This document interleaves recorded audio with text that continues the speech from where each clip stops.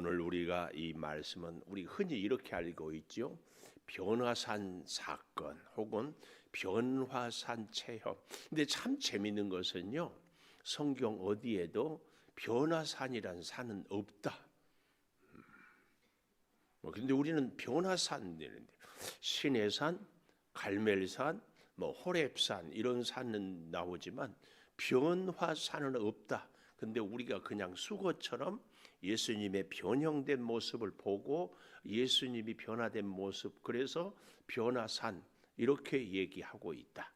이런 기회를 통해서 이렇게 오해도 좀 우리가 풀었으면 좋겠다 하는 생각을 가져봅니다. 꼭 기억하십시오. 변화산이라는 산은 없다. 근데 그럼 무슨 산이에요? 여기 보니까 높은 산에 올라가셨다. 그래서 학자들은 대략 3,000m 가까이 되는 성지순례 가보면 저 멀리 헐몬산이라고 만년설, 여름에도 산 꼭대기에는 눈이 이렇게 이제 거기서부터 아주 시원한 물이 흘러내리는 그 산으로 이렇게 추측해 보기도 합니다.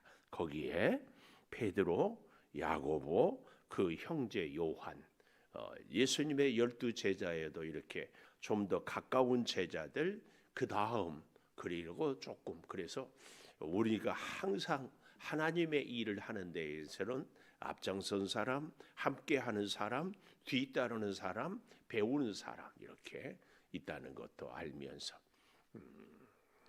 오늘 여기 보면 또 재밌는 것이 엿새후라는 이런 말씀이 나옵니다. 엿새후, 무슨 말 이후에 엿새후일까요? 베드로의 신앙 고백. 그랬더니 예수님이 바요나 시몬아, 네가 복이 있다. 왜 복이 있다고 그랬어요? 돈이 대박으로 벌어서가 아니라 하나님께서 너로 하여금 이것을 깨닫게 한 것. 땅에서 매이면 하늘에서도 매이고 땅에서 풀면 하늘에서 풀고. 이게 왜 이런 복을 받았어요? 주는 그리스도시요 살아계신 하나님의 아들입니다. 하나님의 지혜의 가르침을 받는 자가 복이 있다. 그래서 놀랍게 이제 그때로부터 우리가 어제 보았지요. 21절 이때로부터 고난을 얘기했더니 베드로가 어떻게 했다고요? 22절, 지금 제가 16장 22절 보고 있어요. 베드로가 예수를 붙들고 항변했다. 이 항변했다는 말은요, 예수님이 귀신을 꾸짖었다 할 때 똑같은 단어예요. 그러니까 붙들고, 제가 그랬죠, 멱살 잡고 한쪽으로 예수님을 끌고 가서 예수님 지금 무슨 말씀을 하고 계십니까? 이런 식으로 하면 곤란합니다. 왜 그럴까요? 내가 예수님을 3년 동안이나 따라다녔는데, 아니 내 인생을 다 포기하고 예수님을 따랐는데 지금 이게 될 소리입니까? 예수님이 죽다니요. 누구 인생은 이렇게 해놓고 이제 예수님 죽고 싶으니까 죽고 하고 싶으니까 한다고, 이것은 있을 수가 없습니다. 우리 허락 없이, 아니 내 눈에 흙 들어가기 전에는 절대로 이런 일이 있을 수 없습니다. 이렇게 사건. 그러니까 예수님이 뭐라고 그랬어요? 사단아, 내 뒤로 물러가라. 너는 하나님의 일보다 사람의 일을, 그 일이 있고 난 엿새 후에, 제가 이 말씀을 묵상하면서 엿새 후라는 이 말씀에 한 주일 전에 우리 성도 여러분끼리 관계가 불편했어. 아니 미안해요, 여기 서 있는 목사하고 여러분하고 관계가 불편했어. 한 주일 다음에 아무 일 없는 것처럼 다시 예수님이 저 높은 산에 올라가자, 따라간다 안 따라간다? 응? 안 따라간다. 이번에는 몸이 아파요, 마음이 안 내켜요, 별별 핑계, 집안에 무슨 일이 있어요. 그러지 않겠어요? 제가 이 엿새후라는 말이 참 저를 가슴을 먹먹하게 했어요. 대판 싸우고 내 인생의 기대가 왕창 무너졌어도 다시 가자. 그때 베드로가 따라가요. 아마 그 엿새 동안 이제 그런 생각도 해봤어요. 베드로하고 예수님하고 많은 대화를 했겠죠. 예수님의 진심도 알았고 베드로의 진심도 서로 알았고 어쨌든 이런저런 여정 혹은 과정 혹은 대화가 있었겠죠. 그러나 하여튼 엿새 후에 예수님과 함께 베드로가 또 가. 베드로가 우리가 베드로 같으면은 베드로, 야고보, 요한이니까 아니 제 형제 안드레를 데리고 가십시오. 이번에는 제가 조금 쉬겠습니다. 얼마든지 그럴 수 있는데 예수님은 베드로와 야고보, 요한 가자. 또 가는 거예요. 이런 은혜도 우리가 좀 있었으면 참 좋겠습니다. 마음에 안 들어도 주님과 함께 가는 거예요. 주님과 함께. 자, 이렇게 가는데 가서 보니까 높은 산을 올라지 놀라운 기적의 역사를 봅니다. 갔더니 2절 보세요. 그들 앞에서 변형대사, 요 말씀 때문에 변화산 이렇게 얘기를 해요. 그 얼굴이 어떻다고요? 해같이 빛나며 해같이 빛나며 옷이 빛과 같이 희어졌더라. 이런 모습은 정말 저 하나님 나라에 요한계시록에 나와 있는 새하늘과 새 땅에 말할 수 없이 빛나는, 아마 눈이 부셔서 보기가 어려울 정도이지 않았을까. 이렇게 참 귀한 체험이죠. 귀한 체험. 그때 또 3절에 보니까 모세와 엘리야가 예수와 더불어 말하는 것이 그들에게 보이거늘, 예수님의 빛나는 모습, 또 모세와 엘리야, 이사야도 있고 아브라함도 있고 많은 예레미야 선지자도 있는데, 모세와 엘리야는, 모세는 하나님의 구약의 대표적인 인물 율법, 엘리야는 선지자의 대표적인 인물. 그래서 구약을 전체를 다 이 모세와 엘리야로 상징하는, 그들과 예수님이 더불어 말하는 것이 그들에게 보였다. 얼마나 황홀했을까, 얼마나 신비했을까. 환하게 빛나는 모습과 모세와 엘리야가 서로 얘기합니다. 저는 그런 생각도 들더라고요. 베드로가 모세를 한 번이나 봤다 못 봤다? 못 봤다. 한 번도 못 봤다. 그래도 알아본다 못 알아본다? 알아보았다. 이 하나님의 신비, 하나님의 깨달음, 이렇게 우리에게. 그래서 우리도요, 세상을 살다 보면 내가 경험하지 못한 것도 하나님이 깨닫게 해주시는, 하나님이 알게 해주시는 그런 은혜가 꼭 있을 줄 믿습니다. 그래서요, 이제 보니까 베드로가 또 보십시오. 예수께 여쭈어 이르되, 엿새 전에 그렇게 사단아 소리를 듣고도 오늘 또 동행한 베드로가 또 야고보도 아니고 요한도 아니고 베드로가 예수께 여짜와. 참, 베드로, 우리 주여, 우리가 여기 있는 것이 좋사오니. 그 다음에 가슴 말씀이 먹먹해요.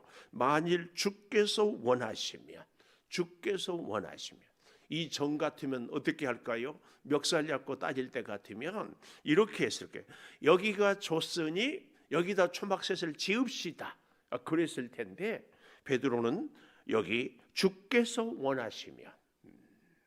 참 이런 모습은 우리가 정말 기꺼이 베드로를 본받아요. 우리는 베드로는 다혈질이고 성격이 급하고 자기 생각대로만 한 것 같은데, 그래도 또 다시 돌아서서 주는 그리스도시요 살아계신 하나님의 아들입니다. 누구보다도. 그리고 오늘 다시 엿새 후에 그렇게 사단아 내 뒤로 물러가라 했지만 다시 주님이 원하시며. 할렐루야. 오늘 우리도 이런 베드로의 모습이 가슴에 딱 새겨지면 내 감정, 내 혈기, 내 자존심, 내 형편, 이런 것 상에서도 다시 주님 앞에, 주님이 원하시면. 그래서 저는 오늘 제목을 산 위에서 변형되었던 예수님, 산 아래에서 예수님과 함께 살아가는, 그래서 오늘 제목을 산 위에 산 아래에. 그런데 예수님은 우리로 하여금 산 위에 살도록 하는 것이 아니라 산 아래에 살게. 산 위에는 영광스러운 모습이지만 산 아래에는 우리의 현실의 모습. 우리 예수님은요 늘 이런, 그래서 우리 예수 믿는 우리들이요 이런 소망이 있을 때가 있어요. 그냥 세상 살지 않고 오직 하나님께 찬송만 하고 기도만 하고 성경만 보고, 그래서 세상에 욕심 없이 천국 가는 그날까지 그냥 이 베드로처럼 여기에가 좋사오니 여기서 살게 해 주십시오. 그래서 수도원에 가기도 하고요, 그냥 산속에 기도원 가서 살기도 하고, 뭐 요즘에 TV에 뭐 나 혼자 산다, 산속에 사는 사람들도 있고 그러는데 예수님은 절대로 그렇게 살라고 하지 않아요. 어디서 살라고 그래요? 가자. 그리고 산 아래로 세상으로 내려오라고 그래요. 집집마다 고민이 있고 가족 식구들마다 갈등이 있고 일이 뜻대로 안 되고 삶이 고달프고, 그런데 예수님은 그곳에서 살자 그 말이에요. 오늘 저는 첫 번째, 여기 있는 것이 좋사오니, 여기 있는 것이 좋사오니, 이건 우리의 소망입니다. 예수님은 뭐라고 그래요? 이제 뒤에 보면은 내려가자고 그래요. 그러나 오늘 우리는 베드로에게 꼭 배워야 될 것이 뭐라고요? 주께서 원하시면 내가 초막셋을 짓겠습니다. 절대 우리는 그 신비한 체험 속에서도 주님의 뜻을 묻고, 우리에게도 누구에게 말할 수 없는 신비한 경험, 기도 응답 보여주시는 환상 혹은 질병 치료의 기적, 이런 것, 이 경험만 늘 갖고 사는 것이 아니라 그런 체험이 있어도 현실을 살아가야 할 것을 가르칩니다. 그때에 초막셋을 짓자 할 그때에, 아니 베드로가 예수님께 이렇게 부탁할 때에, 5절 보십시오. 말할 때에 엿새 후 또 자기의 놀라운 체험을 이제 예수님께 말할 때 호련히 빛난 구름이 그들을 덮으며 구름 속에서 소리가 나서 이르되 내 사랑하는 아들 내 기뻐하는 자니 너희는 그의 말을 들으라. 정말 재밌어요. 성경은 그랬어요. 베드로가 말할 때 하나님의 음성을 들어요. 꼭 기억하십시오. 우리는 내가 말하는데 하나님의 음성을 듣지 못한다면 이것은 우리가 기도를 더 해야 돼요. 우리가 하나님께 기도의 제목을 아뢰었잖아요. 하나님께 부르짖었잖아요. 하나님의 음성이 들려야 돼요. 그 음성은 우리의 소원에 응답하는 경우도 있겠지만 많은 경우에 우리가 부르짖는 소원의 응답이 아니라 하나님의 가르침, 하나님의 뜻, 하나님의 말씀을 우리에게 준다. 이 사실을 꼭 기억해야 돼요. 하나님의, 그래서요, 하나님께 우리가 기도할 때 말씀 붙잡고 기도하는 것은 하나님의 뜻에 합당한 기도를 하기 위해서. 시험장에 간 학생이 선생님이 원하는 답을 써야지 자기가 쓰고 싶은 답을 써서는 점수가 나올 리가 없어요. 우리의 소원, 우리의 기도의 응답, 우리의 부르짖음이 아니라 하나님, 오늘 내 현실이 어렵습니다. 오늘 나의 현실이 참으로 힘듭니다. 여기서 하나님의 뜻을 어떻게 찾을 수 있습니까? 어떻게 사는 것이 하나님이 합당하십니까? 이걸 물어야지. 하나님, 나 이렇게는 못 살아요. 이게 아니라니까요. 우리가 하나님께 오늘 여기 베드로처럼 잘 보십시오. 그가 말할 때에 하나님의 음성이 들렸다. 할렐루야. 우리가 꼭 하나님의, 우리가 기도했지만 하나님의 음성을, 그래서 어떤 분들은 기도할 때에 하나님께 부르짖고 좀 하나님의 음성이 들릴 때까지 좀 기다리라고 그래요. 근데 우리는 많은 경우에 막 부르짖고 예수님 이름으로 기도합니다. 아멘.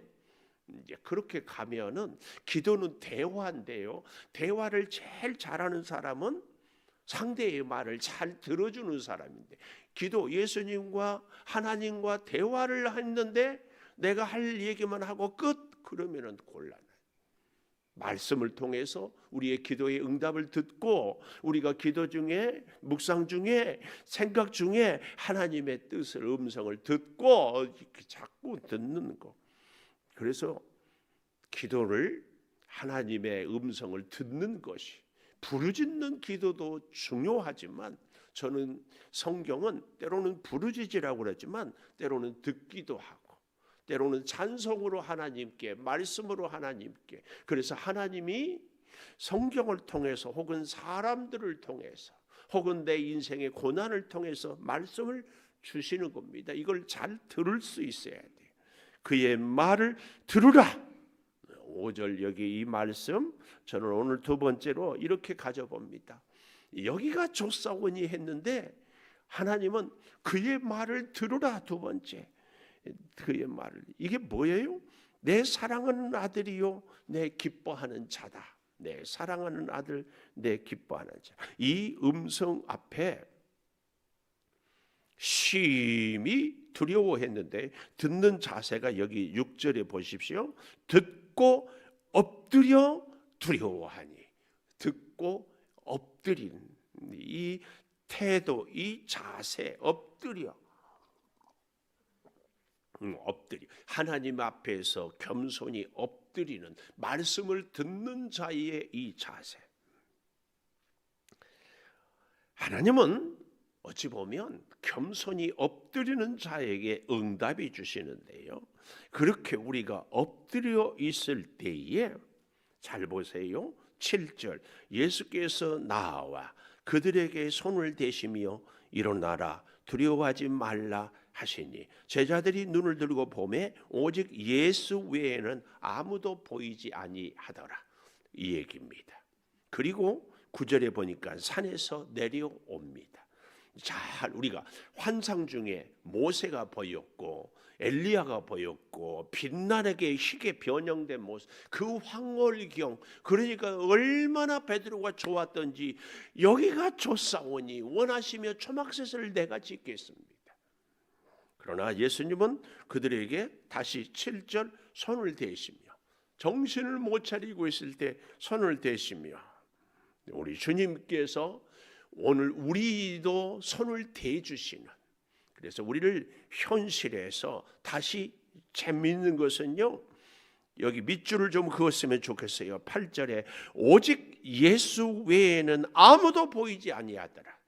이것이 이 땅의 삶을 살아가는 우리 성도의 바른 자세예요. 예수님만 보여야 되는데 어떤 사람들은 빛나는 저 하늘, 그래서 뜬구름 속에서 사는 성도들이 있어요.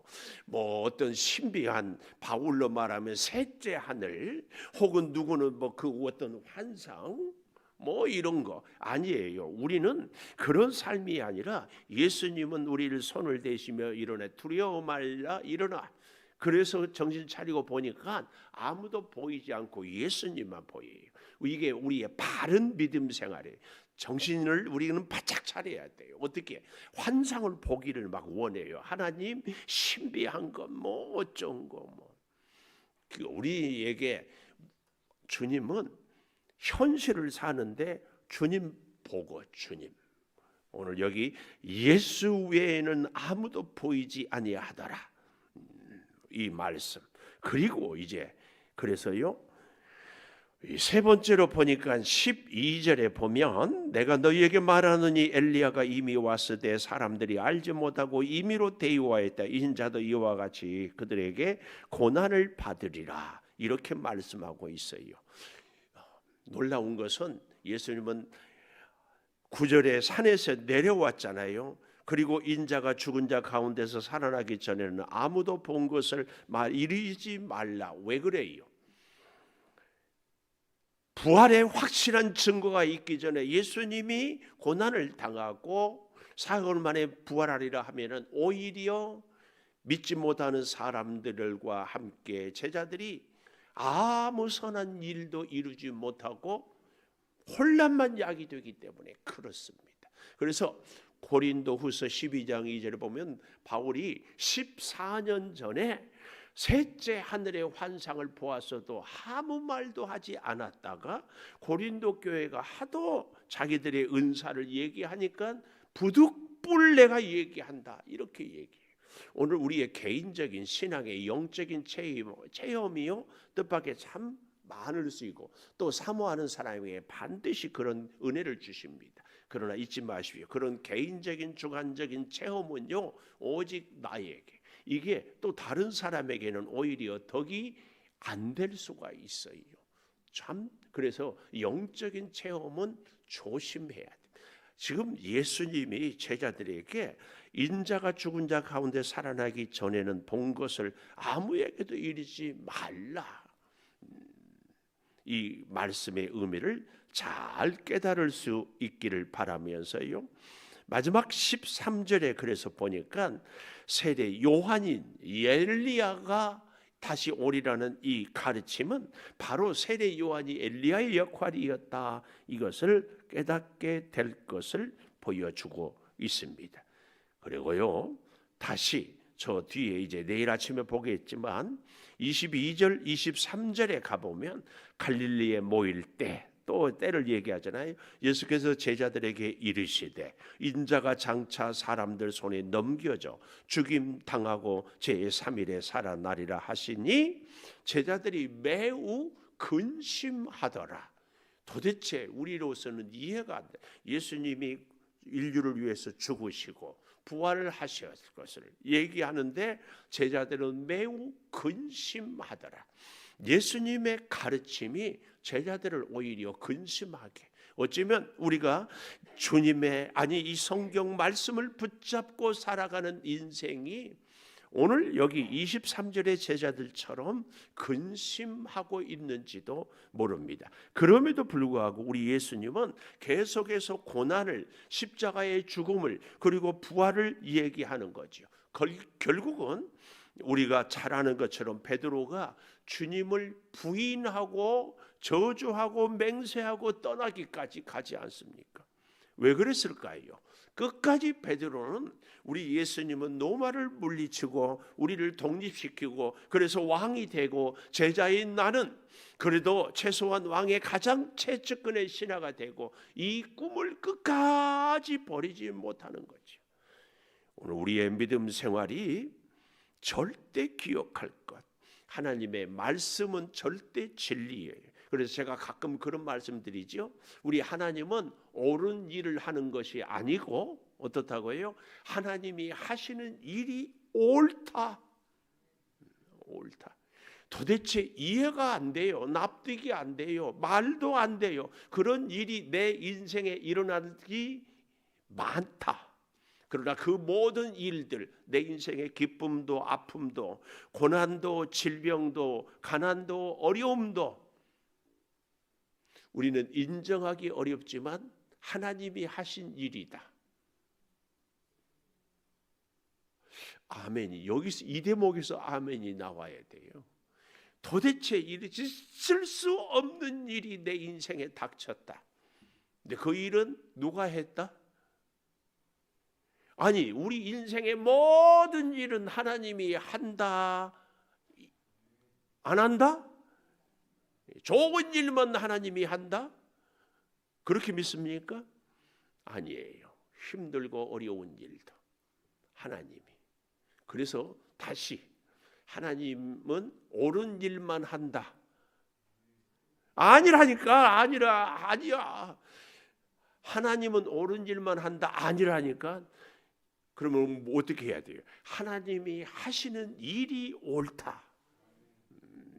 그러니까 아파요, 억울해요, 속상해요, 누명을 써요, 답답해요, 짜증이 나요. 그런 모든 일도 우리 인생의 모든 것을 주관하는 분은 누구다?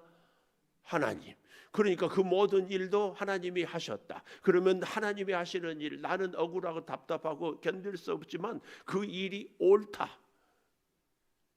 이 마지막 대목에 아멘을 해야 돼요.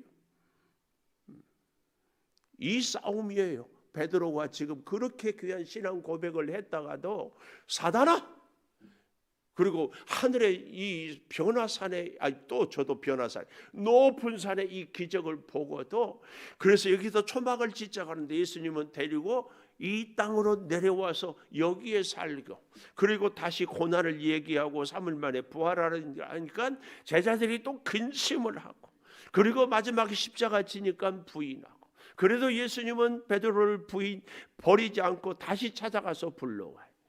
우리의 믿음 생활이 꼭 베드로 같다. 김 베드로, 문 베드로, 이 베드로 다 기가 막혀요. 그래서요, 저는 그 말씀이 그 시, 돌아가신 김정준 목사님의 삶에 이르는 병에 나오는 나는 주님의 것이외다. 그 시에 이런 대목이 있어요. 이것이 주님의 곳간에 부할 것도 아니고, 이것이 앞으로도 몇 번이나 주님을 부인할지 모르지만 그래도 주님은 너는 내 것이라 하나이다. 그렇습니다. 거짓없이 하나님하고 한번 싸워 보십시오. 끝까지 누가 더 고집이 센가? 하나님은 영원하신 분이니까, 하나님은 절대 진리이신 분이어서 우리가 이러쿵저러쿵 해도 끝까지 하나님의 뜻으로. 그래서 다시 기억하십시오. 하나님은 옳은 일을 하신다? 아멘. 아니라니까. 이 싸움을 해야 돼요. 하나님은 옳은 일을 하신다? 아니라니까. 그러면 하나님이 하시는 일이 옳다. 하나님이 하시오. 그 일이 도대체 왜 내 인생이 이렇게 뒤죽박죽인가? 그런데 그 가운데 하나님이 이렇게 우리를. 기도하겠습니다. 감사합니다, 아버지. 오늘 또 말씀을 통하여 우리가 산 위에 그 변화의 영광의 모습을, 산 아래에서 오직 예수 붙잡고 고난을, 아버지 시련을, 아버지 우리로서는 도대체 이해할 수 없는 일들이, 이 시대의 베드로처럼 우리도 어쩌자고 하나님 이런 일이 내 인생에 생깁니까? 갈등하고, 때로는 원망하고, 때로는 주체할 수 없는 분노와 억울함과 아픔 때문에 절망하기도 합니다. 그러나 하나님이 하시는 일이 다 옳습니다. 이 믿음으로 오늘 우리의 현실을 힘들어도 어려워도, 아니 사탄아 내 뒤로 물러가라 말씀을 들었음에도 다시 주님과 함께하는 베드로의 그 삶을 우리도 본받게 하여 주시옵소서. 하나님 없으면, 아니 오직 우리 눈에 예수님 말고는 보이지 않는, 기쁠 때도 슬플 때도 아플 때도 억울할 때도 오직 예수 바라보고 살아가게 하여 주시옵소서. 몸이 아픕니다. 가난합니다. 갈등이 있습니다. 어려움이 있습니다. 번민이 있습니다. 이 모든 순간순간에 오직 예수님 보고 살게 도와 주시옵소서. 우리 사랑하는 성도들의 가정을 꼭 지켜주시고, 일마다 때마다 주님을 보게 하여 주시고, 주님 말씀 붙잡고 순종하며 살게 도와 주시옵소서. 사랑하는 자녀들을 주님께 맡겨드립니다. 주여 저들의 마음을 지키시고, 저들의 건강을 지키시고, 저들에게 믿음을 회복하여 주시옵소서.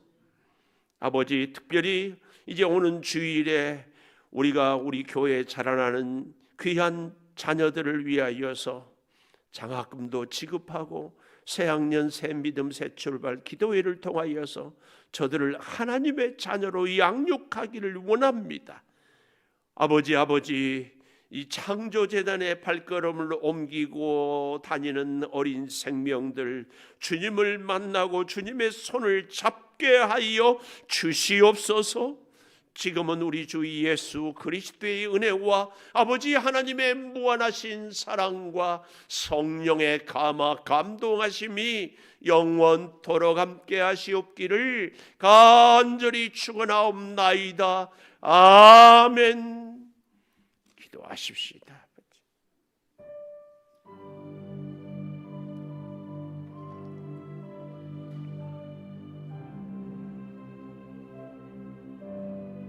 주여,